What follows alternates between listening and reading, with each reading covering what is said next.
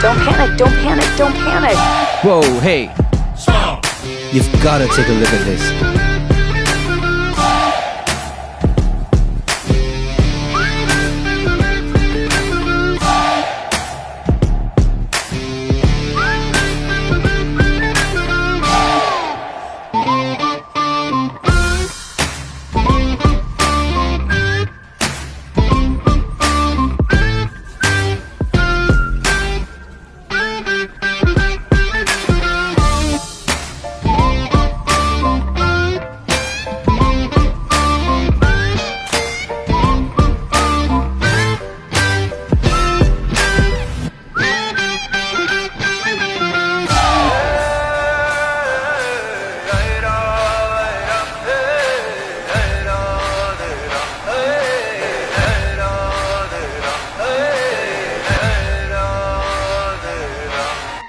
Now you can go.